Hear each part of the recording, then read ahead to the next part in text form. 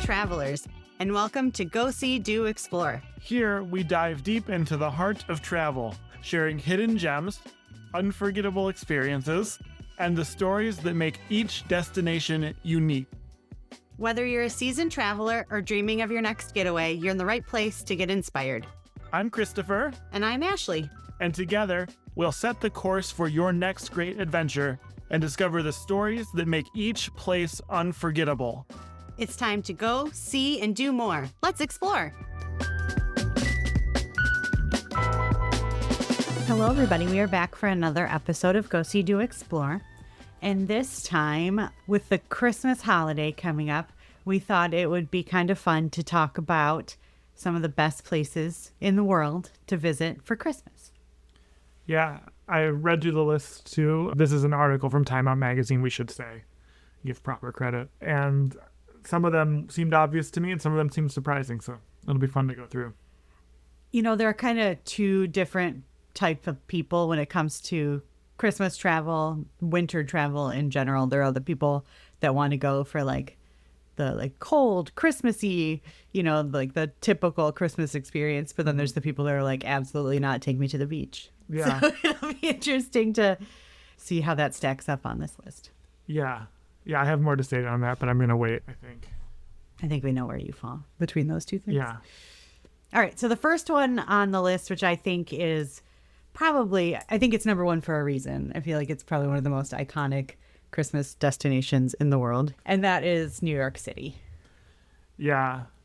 I have to admit that, when I was thinking about this before I read the article, I hadn't even thought about New York. So it makes sense. I guess if you're wanting to, because there are a lot of Christmas movies set in New York and stuff, right? I think that's probably, yeah. You've got the iconic Christmas tree and the ice skating in Rockefeller Center. Yeah. Other cities have trees and ice skating. Might be a good downer. I guess we've never done it. Maybe I'm wrong. Maybe it's great. It's definitely one of the places that is on my list. I would like to do Christmas in New York sometime. It's cold there. It is cold there. Okay, anyway. I would really like to X that out. But, New York is, besides the tree and the ice skating, you've got all the, the holiday windows on Fifth Avenue and the open air markets. And, like Elf, you can go have the world's best cup of coffee. Sure. Yeah. I enjoy visiting New York City. I hadn't really connected the dots. I'm trying to think, are there any other iconic things from Elf or Home Alone 2 in New York? Gimbel's Real Department Store? At least it was. I don't know if it still is. There's the whole thing with the Plaza Hotel, right? Right. That's a real hotel, isn't it? Right. Yeah. That's real. Yeah, you can get checked in to the Plaza Hotel by Tim Curry in the 90s and get a cheese pizza and a stretch limo. This article mentions some of the top highlights in New York are the Brooklyn Botanic Gardens Lightscape, Diker Heights Christmas lights, and the Bronx Zoo. Cool. Next on the list is London. Yeah, we've never been to London. No, so not much to know from firsthand experience. But I feel like it's another one of those places that's pretty iconic for its Christmas movies that I haven't seen. London has many Christmas markets.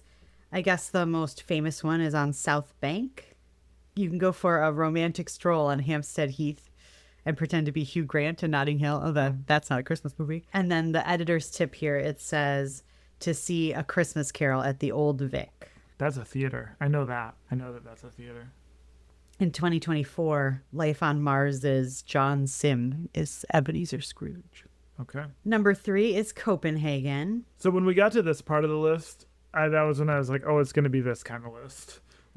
All these cold places. But I guess it makes sense because a lot of people want to, who live in parts of the world where maybe it doesn't get that cold. Or maybe they live in a part of the world where Christmas is not that big of a deal. They want to go to these places. I pretty much never do for Christmas.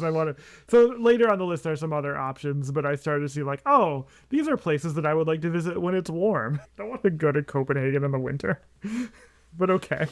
I guess Copenhagen is known for a beverage called glögg. It's like mulled wine. It's better than mulled wine. Okay. And of course, you were complaining about the cold.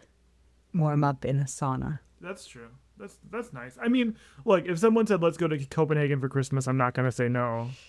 But It says the average Yeah. temperature in December is a mere 3 degrees Celsius, which I think is warmer than it is here. it's warmer than it's here right now. I don't know about our average, but yeah. All right, we're going farther north. For number 4, we're heading to Lapland, Finland. That's where the reindeers are. Yeah, and it's all about Santa in Lapland. Okay. The capital of Lapland is Rovaniemi, and it's the official hometown of Santa Claus. Oh. So you can explore Santa's village and get reindeer rides. And then, of course, since it's Finland, sweat it all out in a sauna. Yeah, cool. All right, next on the list is Edinburgh, Scotland. Another cold one. I will tell you that there are many, many Christmas movies about Christmas in Scotland. Yeah, of course, it's everyone like has their own castle, pretty much. Yeah.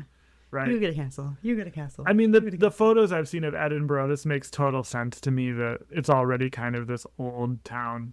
I know. Shout out to listener / Spanish teacher of the show, Mariella, who loves going to Edinburgh. Yeah, I'd imagine it'd be really fun for Christmas. It's known for its Christmas markets, festive food and fairground rides, plenty of whiskey stands. So in Copenhagen, you got the glog. Here, you're just drinking glasses of whiskey. Yeah, You'd be up for that. that tracks. Yeah, I'm sure it'd be fun. And then they have celebrations Hogmanay. Cool. All right, now we're going to head to a warm place that I think is kind of funny that it's on this list, and that is Phuket, Thailand. Yeah, Phuket, is that how you say that? it's a big like beach and club destination. And so this opens up another segment of this list that we'll see as we go, which is like places that are warm, that's one, but then also places that don't celebrate Christmas. That seemed to be a theme in this article, that like maybe you want to go somewhere for Christmas to get away from Christmas. And so this seemed like a place that would be good for that. It's not super appealing to me. I mean, again, I would go there under the right circumstances, certainly, but You don't want to spend Christmas in a Buddhist country? well, it's not that. It's not that. It just like the club and beach thing is not really my thing. You know, that's any time of year, not really for me. I'm sure there are other things there they don't mention that I would enjoy though. Probably rainforests and that Yeah, kind of. certainly in Thailand. Yeah. All right, number 7 is a place we've been near, and that is Reykjavik, Iceland. We've been there. We drove through it. You drove through Reykjavik? Yeah, we did on that audio tour thing. It's Thank- not very big. Icelandic Christmas tradition has a folklore of the 13 lads who traditionally leave gifts in boots for the well-behaved children. That's cool. And of course, like many of the other cities, there are Christmas markets and ice skating. And because it's so far north, you get a lot of night, a Yeah. lot of darkness. I feel like this would be a good one. I know that I'm saying that it would be cold, and it would be cold, but I don't know. I have a good feeling about the Iceland one. I think that would be good. I wonder what your chances are of seeing the northern lights in December. Probably pretty good, I would think. Oh, yeah. Oh, yeah. It's even on the article. It's mentioned in the article. Why speculate when you have information right in front of you? This one was a little bit surprising to me. Yeah, so the next one on the list is Caracas, Venezuela. Yeah. It is best for religious roller skaters. What does that mean? Yeah. The locals in Caracas from December 16th through the 24th before 8 a.m., roads are closed to cars in the capital. So people going to Christmas Mass have to roller skate. Have to or get to. I think it might be a get to. Get Like, to I roller think it's skate? like a tradition. Okay. That's what it seems like. It's also closed- common for rollerbladers to dress up in Santa gear. Yeah. It says it's closed so that church the Oh. church goes to roller skate the mass. Oh, yeah, I read that wrong. Yeah, that's fun. Have you ever wanted to roller skate to your Christmas Mass? Mm-hmm. Head to Caracas, Venezuela. Venezuela. This next one did not surprise me at all, and that is Bruges, Belgium. Of course, Belgium is known for its chocolate, right? Yeah, it seems like they have a lot of confections. Yes. Rich hot chocolate, traditional Yule log. Is that a food? Yeah, it's like a cake, I think. Oh, I think of a Yule log as an actual log. Oh. But yeah, I think I made one for Christmas one year. It's like a rolled cake. Like sounds familiar. Yeah. Yeah, that's right. I remember that now. this article says, if for some weird reason you're beginning to crave something savory, you can cop some delicious ribs and beer at a place called Ribs and Beer. Very clever name. All right, number 10 on the list is another warm weather destination, and that is Sydney, Australia. This one was really interesting to me because it's, I think, the first destination on the list where it's warm is in the middle of summer, really, like the southern hemisphere, middle of summer. And yet all of the sort of, I'd say, English type Christmas traditions seem to be there, or like British Empire type Christmas traditions. Like, it's even different from a place like Venezuela where the traditions are also a little different. Like, it just feels like this is probably would be like very familiar to a lot of people in our the people we know, part of the world, but like, except really warm. Yeah. So if you're looking for the festive lights, the Christmas trees, ice skating, Yeah. you can head to Sydney and do it while laying on the beach. That sounds actually pretty fun to me, that one. I think I would be into that, to Christmas in Australia. You can have your Christmas dinner cooked on a Barbie. Yeah, for sure. Yeah. The editor's tip on this one says, as one of the only places on the list where you don't have to don 4 layers before stepping outside. All right, it's time to go to a wine break. Okay.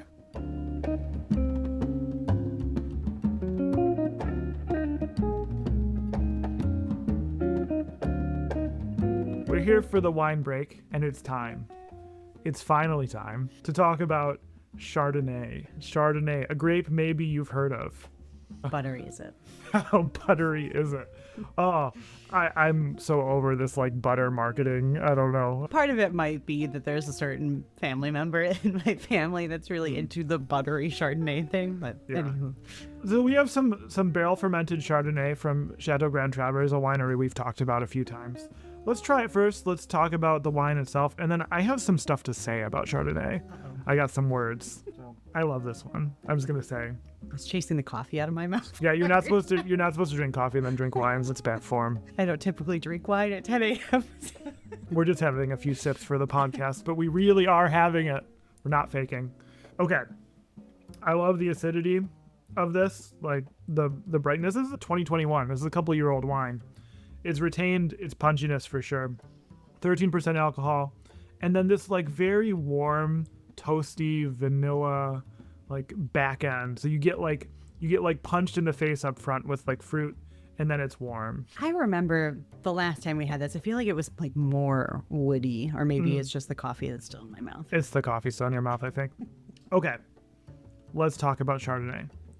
I venture to guess that most of our listeners, the Chardonnay that they're familiar with is kind of very typical mass market California Chardonnay. This is a very popular wine. I don't say that to put you down, listeners. It's just like, it's ubiquitous, right? Like anywhere you go, you see the Chardonnay of the various California valleys. There's a very particular style of Chardonnay. This is in some ways similar to that, and in some ways different. Let's back up.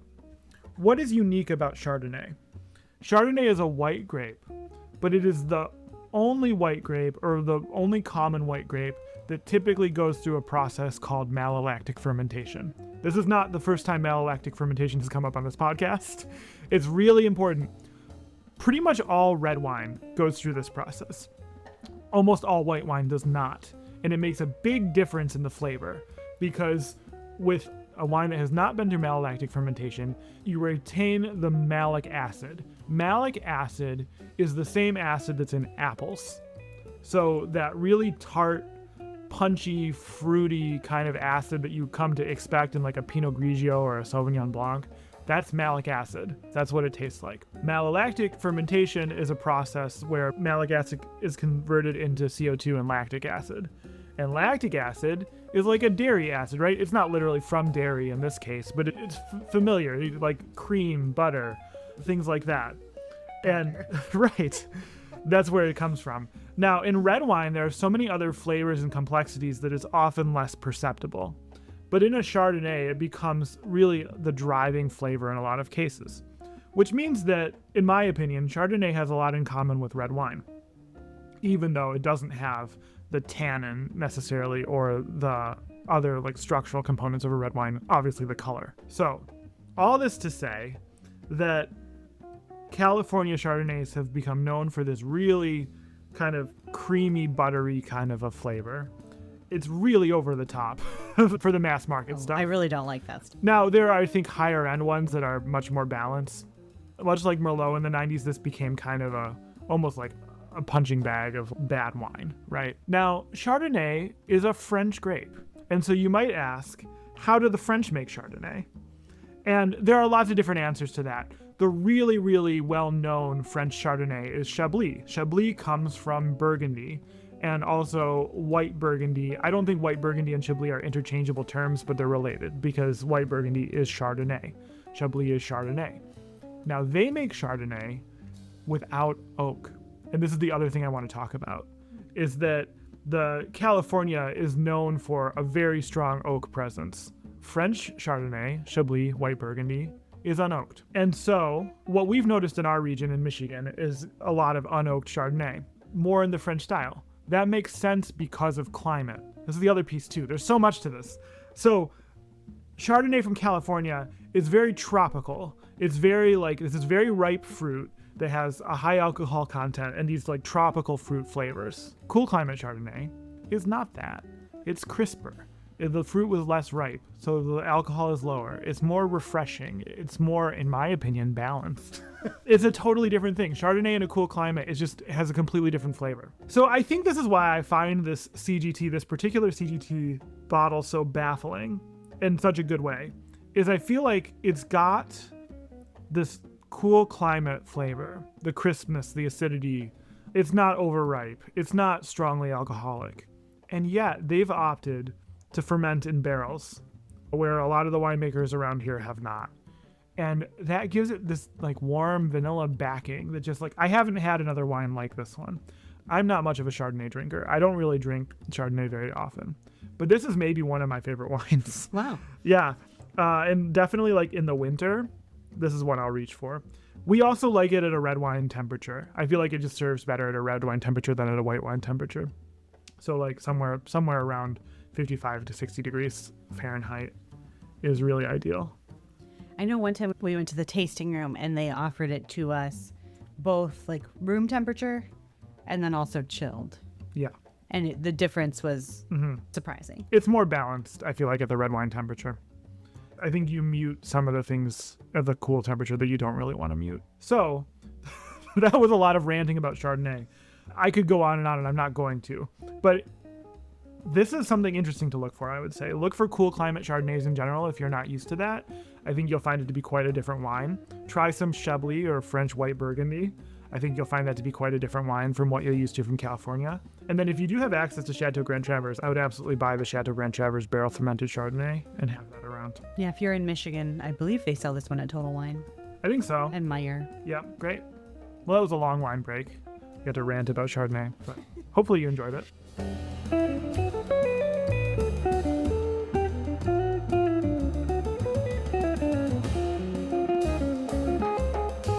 Next on the list is Tokyo, Japan. Yeah. Another interesting one because I don't think they really celebrate Christmas. They don't. It said it's a normal work day in Japan.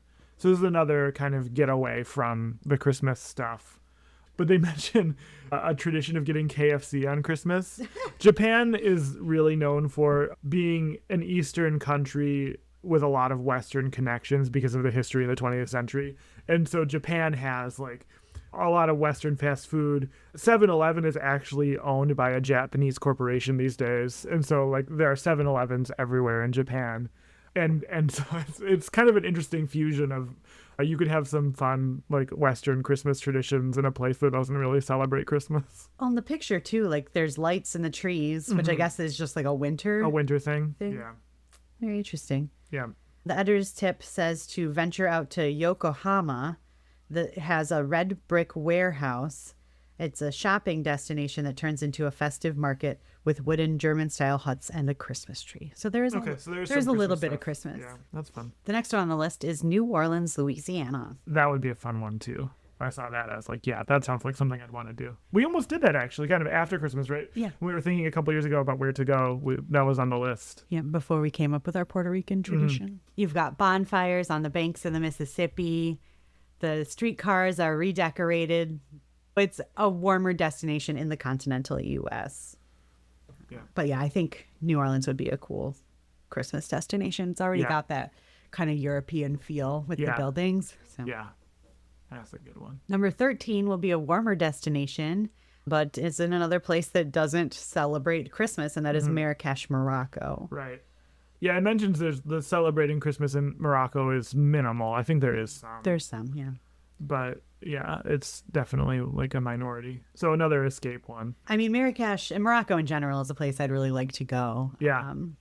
Yeah. I don't know if I would choose it for Christmas, but We could get on Royal Air Morocco. yeah. They have good deals sometimes, that airline. Didn't we look at flying them coming back from It was Lisbon? it was a connection option for one of those European ones. I don't remember if it was that or Italy. Yeah. You're going to be excited about number 14, Greenland. I saw Greenland. I was excited by that. It's probably like the same, I think Greenland's pretty cold most of the time. So it was like, it's going to be cold no matter what. You might as well go at Christmas. Oh, it's best for adventurous eaters. Yeah. This I'm not so sure about. It's known for matak, which is whale skin, and kiviak, which is fermented seabird. Yeah. So I wonder about this because I know that fermented shark thing in Iceland is essentially like a dare. Like no one actually likes that stuff. It's just like, hey, try this thing that we eat. Didn't Anthony Bourdain eat it and then throw up or something? Yeah. But anyway, I think that Greenland would be super cool to go there. I'll go there any time of year. I don't really care. I just want to go. Do they get much of a summer in Greenland, or is it cold like all year? Well, I mean, some of it is coastal, right? So I think on the coast, it's more moderate. But yeah, I think there are definitely parts of Greenland that are just Arctic. I don't think there's any cities there, though. Right. And we've talked on this podcast several times now that Greenland has become a lot more accessible to, especially to the U.S. and to the Americas. A lot more airlines are flying there. There are cruises going there. So it's definitely more accessible than it ever has been before. All right. The next on the list is another kind of, I would say, stereotypical Christmas destination, and that is Prague in the Czech Republic. Yeah. It's got Gothic churches, winding streets, Christmas markets, of course. There's the Prague Castle and Wenceslas Square. Yes. Is that where King Wenceslas was? So King Wenceslas, the song, is based on a legend of some sort of a Czech noble. He wasn't a king, but it was some sort of a nobleman. Yeah. And they are known for gingerbread, as well as honey wine, which I thought is mead, but maybe. And then a traditional fish soup. Oh, fish soup can be good. I'd try that. Kind of a landlocked country, but I suppose they have rivers, maybe some lakes. The next place on our list is Cape Town, South Africa. Yeah, another one I really want to go to. I hadn't thought about as a Christmas destination necessarily. I would imagine that kind of like Sydney, it would probably be warm, but also celebrating Christmas. Mm-hmm. Yeah. Yeah, and it has that like British historical connection too, so probably there's some things we would find commonality. Where we talked about Reykjavik having long nights, Cape Town has very long days, kind of on opposite sides of the globe. The article mentions having a festive picnic atop Table Mountain, and then Cape Town's Botanical Gardens is hosting candlelit concerts. So that's something fun to do for Christmas. Yeah, I think it'd be fun to go to that Babylon Storin place. I don't know how far that is from Cape Town, but a place that we've had wine from before and we've seen on shows like Somebody Feed Phil. There's like winery and garden where they grow a bunch of food. That would be a fun Christmas thing. All right, another warm destination on this list is Singapore. Is it a city? Is it a country? It's both. Yeah, that'd be cool. Singapore is known for its light displays. I didn't realize that people in Singapore celebrated Christmas, but it sounds like... Yeah, I feel like that's another one. I could be wrong about this. Don't write, but I think that's another one that has a history with the British. Singapore, I think. It says Christmas in Singapore has a unique New Year's Eve feel about it. Yeah, and Singapore has been very Western friendly like for a long time. So like I feel like there's cultural elements there. Yeah, if you are into light shows, go to Singapore. Also, this is not Christmas related, but it has a really cool building that we saw, I think, on Somebody Feed Phil, that was like a pool on the top with 3 different towers. Like the pool holds it all together. That was cool. Their airport also has like Kenny Rogers Roasters. If you're looking for Kenny Rogers Roasters, that's one to go. I feel like number 18 on the list is one of the world's biggest Christmas destinations, and that is Vienna. I don't think I knew that. No? I mean, I know that all these European capitals have big Christmas things, but I didn't know. Apparently Krampuses roam the streets. If you don't know what a Krampus is, it is like the scary Austrian anti-Santa. Yeah. Is how this article describes a Krampus. Krampus is really in right now. People are into Krampus. That feels weird, but okay. Yeah. Of course, there are Christmas markets. Vienna is known for a warm, chocolatey beverage. My German is not great, so let's see how I do with this. Weihnachtsspunkt. Sure. I think W is a V sound. Weihnachtsspunkt. I'm going to say Weihnachtspunsch. Spunsch? And now, once again, heading to a warm destination. We're going to Guatemala City, which is best for demon banishers. Yeah. I guess there's a tradition every December 7th. The people of Guatemala celebrate Dia del Diablo, Day of the Devil, and they kick off the Christmas time by burning an effigy of the devil. That makes sense. Okay. Yeah. Wasn't expecting that on the list. I'm sure there are lots of reasons to visit Guatemala. I'm surprised, like this is the thing. Like, it's not even really for Christmas. It's the start of the season, December 7th. But, okay. Cool. Where's that town in Italy that has a big St. Nicholas festival? Yeah, it's in like southeastern Italy. I don't remember the name, though. That one's not on the list. That's not on the list. Number 20 is Colmar, France. I'm sure I didn't say that French enough, but it is I don't know in how to say that. Alsace. And it's just, the picture here is just gorgeous. It's got that really like Bavarian look to it. Yeah. The article says that the buildings look like they're made out of gingerbread. Christmas markets, of course. I feel like it would be a big Instagram Christmas destination. Probably. I'm sure our well-informed listeners already know this, but Alsace, that region, went back and forth between France and Germany for centuries. So Alsace is a very Germanic part of France. German is often spoken. They have Riesling.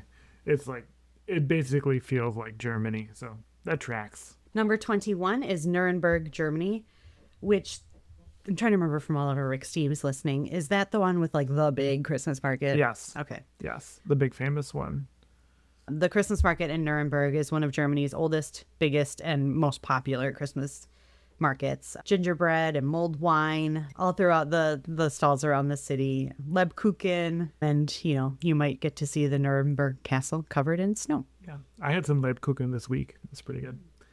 I was surprised, like, as I was going through this, I was like, where is Germany? Germany is so famous for Christmas.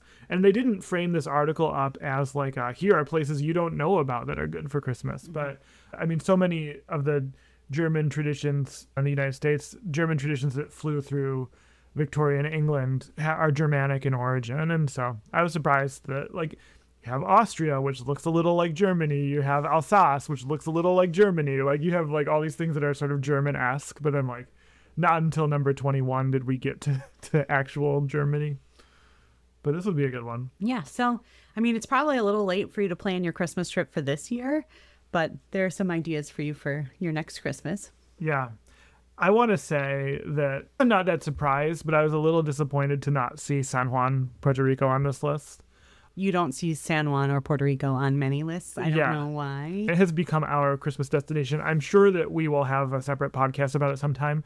We want to podcast about Puerto Rico. I've just been a little bit intimidated in doing that because we're definitely not experts, even though we've gone there a few times.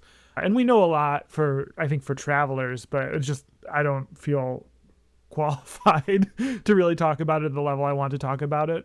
But we have found San Juan to be a great Christmas destination. It's warm. They really celebrate Christmas. Like, there's a lot of celebration. And the season is really, really long. They start basically American Thanksgiving, maybe even earlier now too, like a lot of places. But definitely by American Thanksgiving, the fourth Thursday in November, they've started. That's earlier than a lot of places globally. And then they keep going. Like, a lot of Spanish-speaking places finish on the 6th with Three Kings Day. It's kind of the end of the season. They celebrate that, but then they keep going to the Feast of San Sebastian, which I think is like January 15th or something like that, January 12th. It's later. And that's kind of their end to the Christmas season, is this Feast of San Sebastian. And that's like, it's like 2 months. It's like almost 2 months of Christmas. And it's warm, and they have lights, and they have great food, and lechon, the pork that's really good, the rice. Yeah, I want to sell this as like, that should be number one on the list because it's number one on my list. Are there any other places you felt like that were left off from like our experience as really good Christmas destinations, or no? I looked at a few lists before I settled on this one to talk about, and one of the lists said the Florida Keys, and we did that. Oh yeah, once, that's and a that good was one. that was fun because it was warmer. It wasn't hot like you get in San Juan. It wasn't like lay out on the beach hot, but it was still Christmassy and sunny, and Yeah. yeah. Yeah. Maybe we could make a follow-up list. Best places to go for Christmas when you're sick of the cold already and it's only December. But San Juan is definitely number one on my list. I think that's just an incredible place to go for Christmas. Puerto Rico in general. I would recommend it. Yeah. Merry Christmas. Merry Christmas.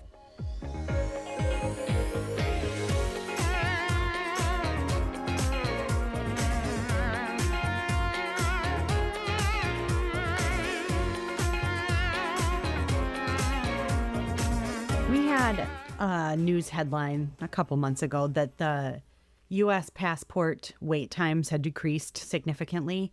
And I just recently renewed my passport. And so I kind of wanted to talk about the experience and some tips that I had for doing so. It seemed really easy, I just want to say, compared to the last time I did it, which was 2 years ago. It was easy and incredibly fast. So if you are renewing your passport, I'm trying to remember, it hasn't been expired for more than 5-10 years. And it was a 10-year passport. So if you got your last passport before you were 16, it's a 5-year passport. You would have to do a full new passport application if that was the case. This also does not apply if you have a diplomatic passport, but I don't think the people listening probably doesn't apply. No, this podcast is listened to exclusively by diplomats and spies. But so if you are a general American citizen with your 10-year passport that has expired recently, you can now renew your passport online. I did this the Wednesday before Thanksgiving, and it arrived, it was like 3.5 weeks later. I was shocked, especially since there was a holiday in there. I was expecting it to go closer to the 6 weeks. But yeah, so it was a very easy process. I also wanted to mention that with the online part, you, of course, need to upload a photo. And I know 2 years ago, when you did this, you had a really hard time finding a place to do a passport photo. I did. And so we've got photography chops for sure. We could probably take our own photos. But last time I made the decision to have someone do it because I'm like, one, I don't really have a great white background around. Two, like for me to set up my stuff, to have you take the photo, to like bring that into the computer, edit it, and then back for me, print it out, right? Because I had to mail in my application 2 years ago.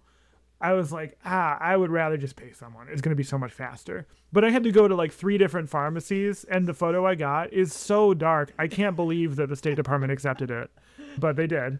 But yeah, so it was a major hassle for me. So there are now apps that will help you do this. So you just, take a selfie on your phone. But like Chris mentioned, you have to have an entirely white background that's not textured, and we don't have a single spot like that in our house. I could set up our white backdrop, but like I'm not going to spend half an hour setting up my backdrop for this. Like yeah. So I did some research and I discovered that AAA does passport photos. Or I guess we discovered that when we got our international driver's license last summer. And I was like, oh, okay, well, I'm going to go to AAA. And I got there and I discovered if you are a AAA member, it is 100% free. So it was really easy. I went there the Wednesday before Thanksgiving and she took my picture. I was in and out in like maybe 10 minutes. There was no one else in the place. It seemed like a quality picture too. Like it was a quality photo. The hardest part about that was since I didn't just take it on my phone, I then had to take a picture of the picture. I had to edit out the table that I took the picture of the picture on. This is now where I'm like, since it's online, maybe we should just do it ourselves, like find a white background and just do it ourselves because it's already on the computer then. Right. You don't have to print it, which is the thing I didn't want to do. But yeah, so I just kind of wanted to give those couple tips and let you know my experience, that it was incredibly fast, way faster than I was expecting it to be. If you're mildly tech savvy, I think you could handle the online renewal process. I did mine in 2021, 2022, and it was still the paper process. And it took it took a couple months. It was a couple months. And we were nervous because we had a trip coming. It was still a few months away, but yeah. So it's good. Even if you consider that you've eliminated mail delay in one direction, right? Like even that I feel like is helpful. The one funny thing is that I subscribed to updates for my passport renewal and I got an email when the payment went through and that was the only update I got. Oh, really? And then you told me, you're like, oh, I got a USPS notification that your passport's going to be delivered on Friday. And I was like, oh, they didn't tell me that. Yeah. I remember that when I did mine, I got the notifications like the day they delivered it, but you never got. No. Oops. That's funny. But yeah, Americans, renew your passport. It's easier than ever. Yeah. Don't wait. Okay. Bye.